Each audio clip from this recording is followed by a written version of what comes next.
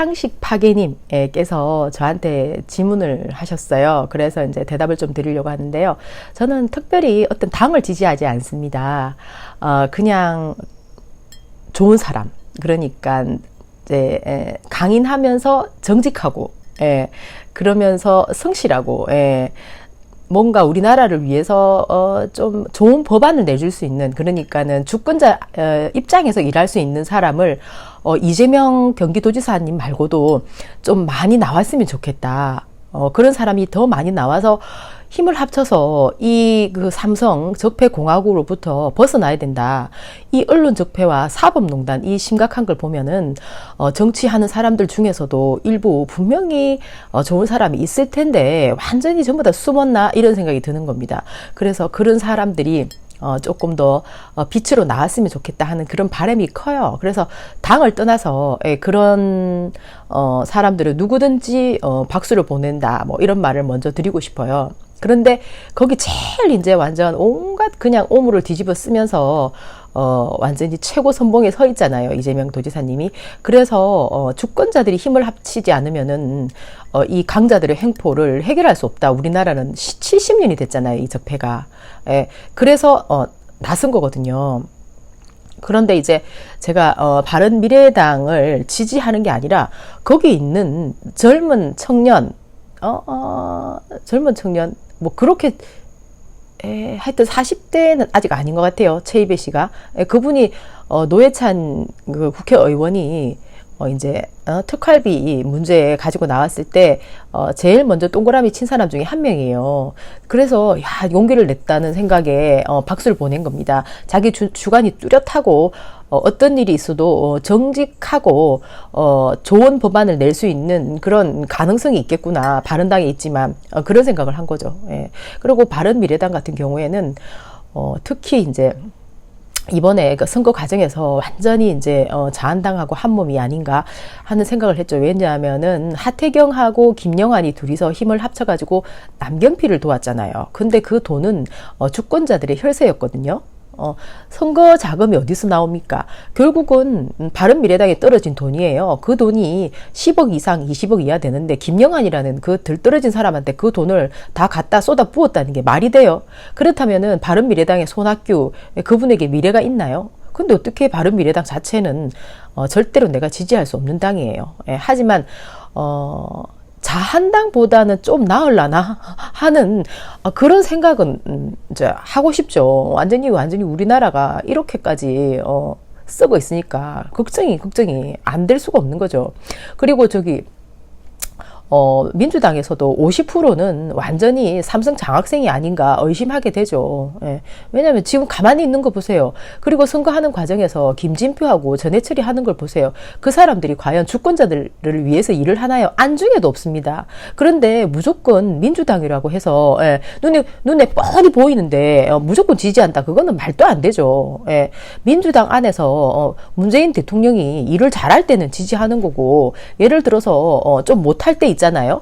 일부러 대기업을 위해서 뭔가 일을 해주는 것처럼 보인다. 그러면은 문제 삼을 수가 있는 거죠. 안 그러면은 주권자가 왜 주권의 행사를 하나요? 저는 그래서 어차피 당보다는 사람을 지지할 수밖에 없는 구조가 돼 있죠. 우리나라 같은 경우에는.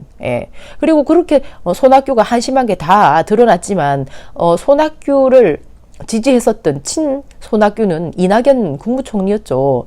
이낙연 국무총리는 내가 보니까 손학규 그분이랑 너무너무 이제 비슷한 성향인 것 같더라고요. 그래서, 그러니까 민주당 안에 있어도 그 손학규 그분은 한나라당에서 왔다가 민주당에 왔다가, 국민당 갔다가 거기서 지금 바른당의 대표가 되어 있는 분입니다. 거기서도 자기들끼리 왔다 갔다 해요. 그런데 무슨 한 당에 그렇게 충성을 바친다는 거, 그것은 너무 위험하고 모순적이다. 그렇게 생각을 합니다. 그런데 상식 파괴님이 질문하신 내용은 이제 최인호 쌤이 제가 이제 바른미래당에 미련이 많은 것 같다 이렇게 이제 얘기를 했다는 겁니다. 그런데 저는 처음부터 지금까지 한 번도 그런 적이 없어요.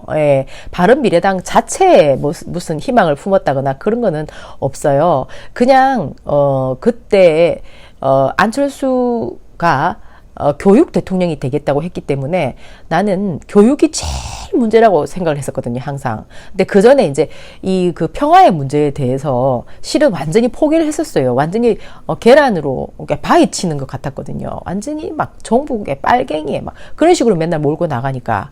그랬는데 그 완전 전혀 이제 진짜 예상 밖의 어떤 그런 성과가 난 것을 보면서 이것은 문재인 대통령이 오랫동안 준비해 온 게 아닌가 하는 생각을 하게 되면서 이제 마음이 많이 그러니까 편안해졌어요. 다행이다. 이것은 왜냐면은 정치, 경제, 사회, 문화 그 앞에 사실은 이런 그 평화가 있었거든요. 늘 그 공포 정치에 시달리고 있었기 때문에 지금까지 70년 동안 이런 적폐가 쌓일 수 있었던 이유 때문이죠. 공포를 계속 조장하는 이 자한당의 적폐 세력 때문에 그랬던 것이죠. 그런데 이 문제가 일단 1차 해결되고 나니까 그 다음에 문제가 하나씩 해결되지 않을까 하는 그런 희망을 이제 품게 된 겁니다. 이것은 너무나 좋은 징조이긴 한데요.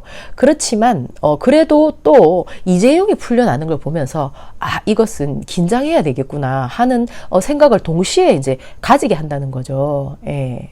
그것은 주권자 표를 하나 행사하는 데 있어서 당연한 거죠. 저는 이재명 도지사님을 지지하는 것은 억강부약 때문입니다. 강자의 행포를 누리기가 너무너무 어렵죠. 우리나라는. 왜? 썩은 강자 적폐들이 하이에나 집단들이 완전히 모든 것을 다 쥐고 흔들고 시스템을 가지고 있기 때문에 이재명 도지사님이 우리 주권자하고 힘을 합치지 않으면은 해결이 안 된다는 것을 딱 바깥에서 보니까 너무 잘 보이는 거예요. 그 옛날에 그 안에 있을 때는 안 보였거든요. 평화가 해결될 것 같지 않았기 때문에 전혀. 예. 하지만 지금은 이제 입장이 완전 달라졌죠. 그리고 저는 그래서 저를 이제 바른당의 미련을 가지고 있는 사람인 것 같다라고 말한 것에 대해서 크게 관여하지를 않습니다. 그러니까 신경 쓰지 않았어요. 왜냐면은 사람들은 전부 다 이제 다르잖아요, 완전히. 그러니까는 이 두뇌가 이게 구성되어 있는 회로가 완전히 틀리기 때문에 얼마든지 그렇게 볼 수가 있거든요. 그렇다고 해가지고 뭐 자한당으로 안 본 것만 해도 일단 뭐 다행이라고 생각할 수밖에 없는 거죠. 저를 또 그렇게 보는 사람도 있었거든요. 세상에 맙소사. 그러니까는 이제 그럴 수도 있겠다 생각했어요, 실은. 예, 왜냐면은 이게 이제 한 3대째 예를 들어서 그 집안이 뭐 불교 집안이거나 아니면 크리스찬이거나 아니면 뭐 이제 음악하는 집안, 그 다음에 뭐 그림하는 집안, 무슨 뭐 또 이제 막 그런 많은 집안들이 이래 있잖아요. 그럼 그 정도 되면은 완전히 생각을 완전히 예수님의 이름으로 세상을 본다거나 부처님의 이름으로 세상을 본다거나, 그죠? 또 정치하는 집안이 있으면 모든 걸 정치적으로 볼 수가 있잖아요. 예술, 저는 이제 이 철학이나 예술 이쪽으로 이제 세상을 보는 그런 쪽에 항상 단련돼 있다 보니까 철학이나 예술 쪽으로 세상을 이렇게 좀 보는 편이거든요. 그렇게 봤을 때 저를 그렇게 보는 철학적으로 제 입장에서 봤을 때는 그럴 수 있겠다는 생각이 드는 거죠. 예. 오랫동안 두뇌 회로가 그렇게 되어 있으면 그럴 수가 있거든요. 그런데 만약에 이제 그것이 그렇게 보지만 우리가 가는 곳은 한 길인 거예요. 빨주노초 판하고 다 틀려도 무지개 모양은 7가지 색깔이 있어야지 무지개 모양이 되기 때문에 저는 저를 빨간색이라는 어떤 그런 안경을 끼고 저를 본다 하더라도 그 무지개색 하나에 들어가는 우리의 어떤 그런 그 가는 길이 같기 때문에 그렇게 볼 수도 있구나. 사실 그렇게 생각했습니다. 근데 깜짝 놀란 건 사실이에요. 진짜로. 와, 세상에 그렇게 볼 수도 있구나. 생각했어요, 진짜. 하지만 어쩔 수가 없는 거예요. 나를 그렇게 보지 말아주세요. 빨간색의 눈으로 나를 보지 말아주세요 한다고 그렇게 안 볼 수가 없어요. 그렇게 보이는 사람은 그렇게 보이기 때문에.